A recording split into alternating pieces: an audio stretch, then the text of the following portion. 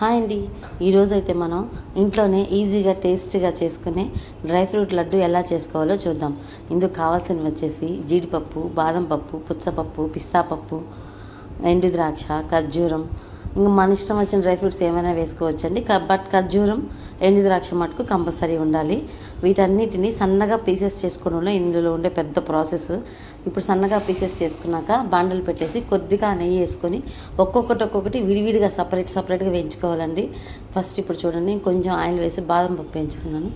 సిమ్లో పెట్టి మాత్రమే వేయించుకోవాలండి. పెద్ద మంట పెడితే ఈ పప్పులు మాడిపోతే లోపల పచ్చిగా ఉండి వేగవు.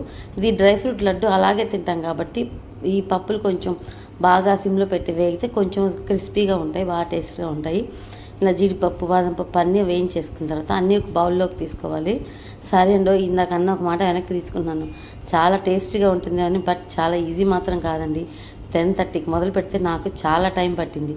ఈ వేయించుకోవడమే చాలా పెద్ద ప్రాసెస్ అండి. ఇవన్నీ విడివిడిగా వేయించుకొని ఇవన్నీ కలిపేస్తే కొన్ని తొందరగా మాడిపోతాయి, కొన్ని తొందరగా వేగవు కదా. అందుకని దేనికదే విడివిడిగా వేయించుకొని అన్నీ ఒక బౌల్లో పోసుకోవాలి. ఖర్జూరం అయితే సీడ్లెస్ తెచ్చుకున్నాను నేనైతే.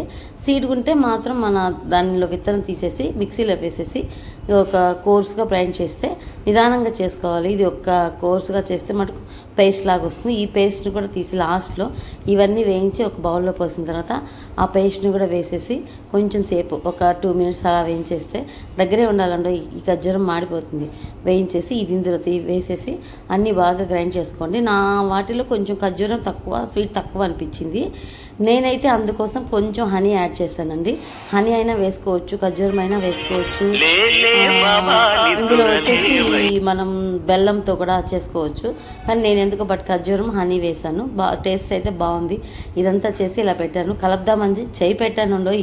అబ్బో, వేడికి చల్లారలేదేమో, చెయ్యి అయితే కాలిపోయింది. అసలు నా చెయ్యి ఎంత ఎర్రగా వచ్చేసిందో చూడండి. ఇంక ఇలా టైం చూడండి, అప్పటికే 12:58 అయిపోయింది, నైట్ అండి. ఇంకా ఇలా కాదులే అని చెప్పేసి నేనైతే చిల్ అవుదామని చెప్పేసి దీన్ని పక్కన పెట్టేసి పొయ్యి మీద ఛాయ్ అయితే పెట్టాను. ఛాయ్ కాగే లోపల ఇదంతా బాగా చల్లారిపోయింది. హ్యాపీగా ఛాయ్ తాగేసి టీవీ పెట్టుకొని జబర్దస్త్ వస్తుంది చూస్తూ ఉన్నాను. చూసేసి హ్యాపీగా ఛాయ్ తాగేసి ఇవన్నీ ఉండలు చుట్టేసుకున్నాను. చాలా టేస్ట్ అయితే ఉంది కానీ బట్ చాలా ప్రిపేర్ ఉంది. నాకు దగ్గర 2 hours పట్టింది. కొంచెం కష్టపడితే ఇలా హెల్తీగా చేసుకునే లడ్డు మనం ఇంట్లోనే చేసుకోవచ్చు. బయట అయితే ఖర్జూరం ఎక్కువ, డ్రై ఫ్రూట్స్ తక్కువ వేస్తారు కదా. నా వీడియోని ఒకసారి నచ్చితే లైక్ చేయండి. ఓకే.